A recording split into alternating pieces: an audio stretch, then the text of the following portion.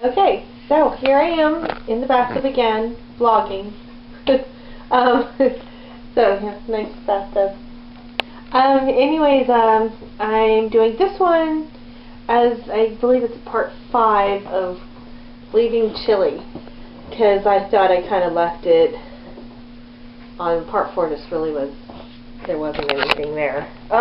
Anyways, there are any explanations of why I left Chile, which when people watch it, if they watch it, might wonder the why involved and how did I get there in the first place. So I'll try and make it quick, otherwise I'll have to cut this video up because my computer has a really slow download time.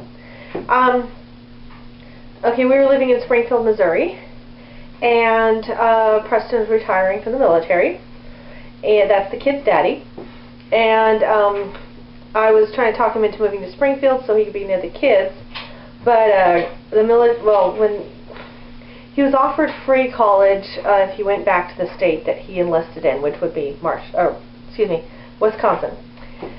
So he wanted the free, education.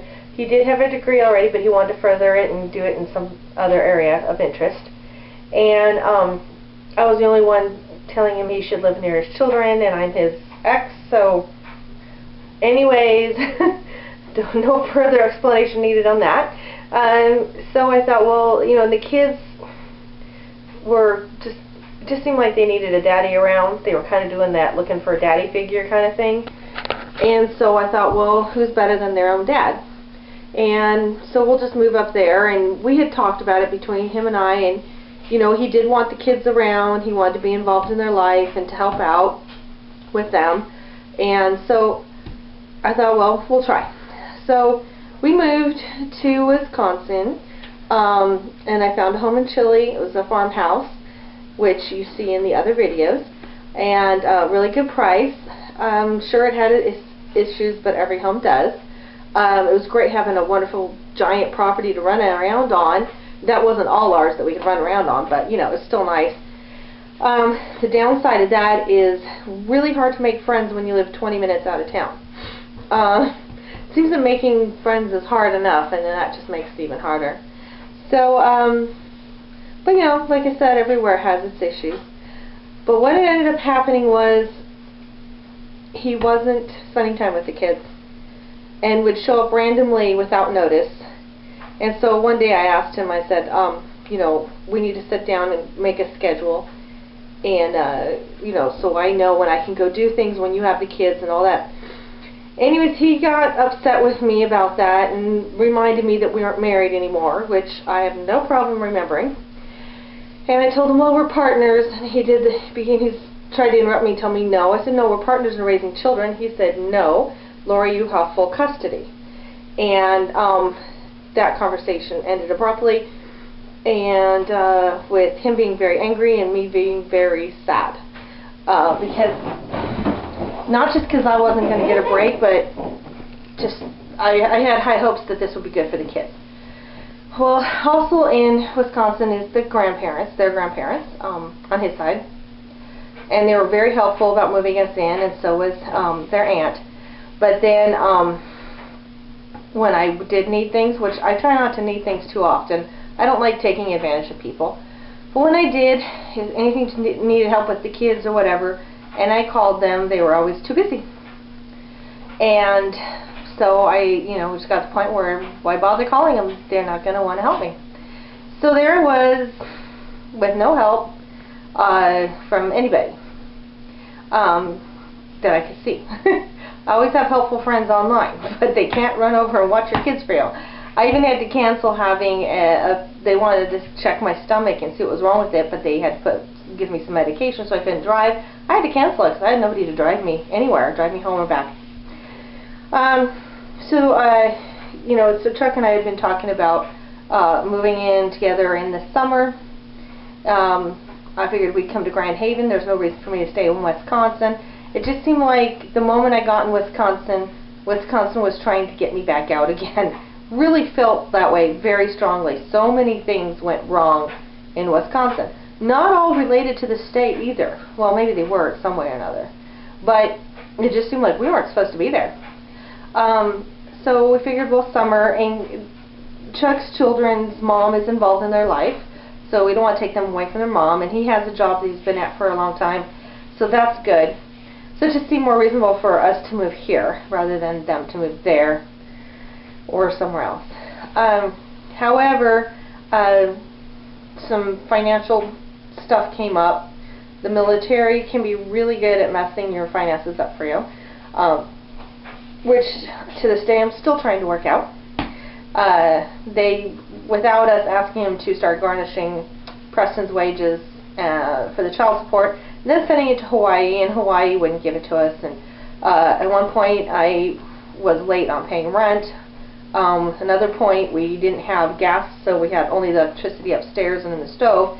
The oven. Thankfully, the oven actually heated the room pretty good for the downstairs, because we didn't really want to stay the whole time upstairs.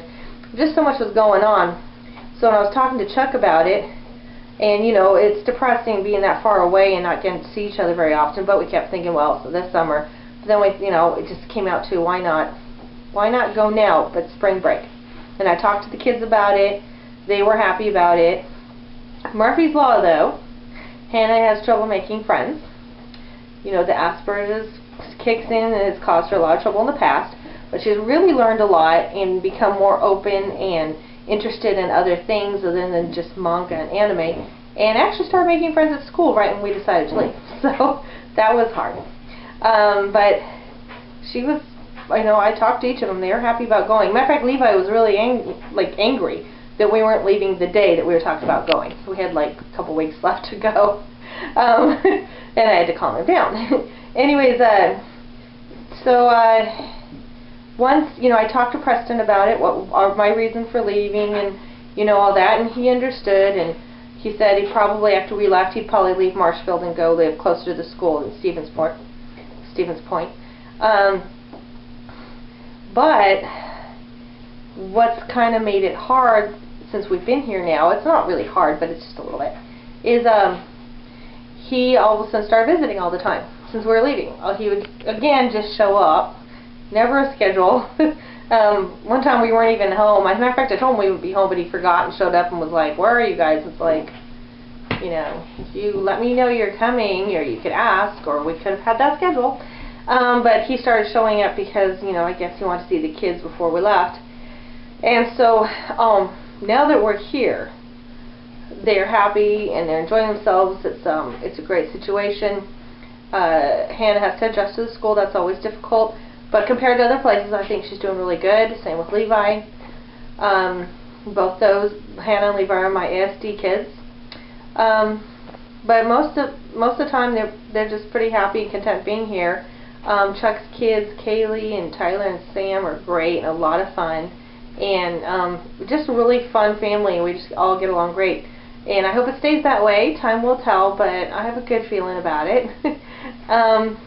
Mostly we have a good feeling because Chuck and I are really on the same page with a lot of stuff, which is great. So leaving Chile. So, about them coming here. Now all of a sudden Kyle's starting to talk about missing Daddy. He doesn't cry or anything. He's just like, "Oh, I wish Daddy was here, or wish Daddy would do this."